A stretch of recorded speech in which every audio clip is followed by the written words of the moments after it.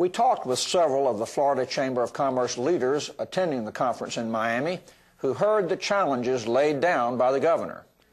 Susan Story is the incoming chair of the Florida Chamber of Commerce and president and CEO of Gulf Power Company. Curbing Florida's consumption of energy driven by its growth is a huge challenge. One of the biggest challenges that we have in the state of Florida is to ensure that we have affordable, reliable, and environmentally responsible energy, not just today, but in 10 years, 20 years, 50 years. One of the challenges we have in Florida is, the good thing is our economy is growing, and that is good. We also are projecting that we will need 30% more energy by 2017, and possibly 76% more by 2030. Why summits like this are important is, number one, first and foremost, we have to look at energy efficiency and conservation. How can we trim that amount of electricity consumption growth that we're expecting in the future? And the reason that's critical also is because as we look at cleaner sources, we look at the cost, the expense, we look at what it's going to cost to serve that, we must, as a state, as we continue to grow, we don't want to affect our economy, let's make sure, again, that we keep electricity affordable, reliable, and environmentally responsible. Could Florida ever run out of energy to power this state?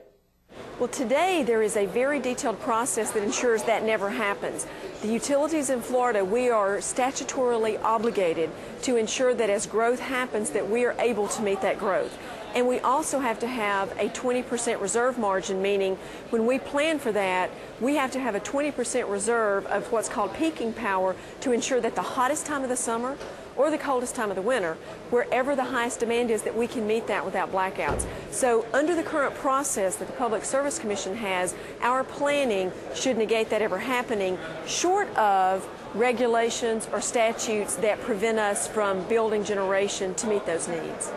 What are some of the energy options available to people who live in Florida? Some of the options for Florida, of course, the traditional sources, which are natural gas, cleaner ways to burn coal, nuclear. We also need to look at renewable solar. Distributed solar at people's homes is a great way to heat water, especially.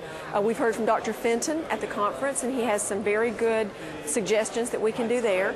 Then you look at biomass. The state of Florida is very uniquely qualified for biomass. How do we burn switchgrass, wood chips? How do we find ways to use biomass to fuel and create electricity? Another thing that we ought to be looking at are the hydrogen fuel cell research that's going on at the Solar Center. Right now, it takes more natural gas to create the hydrogen than to burn the natural gas in the first place. But if we can find technological breakthroughs, then that would be great.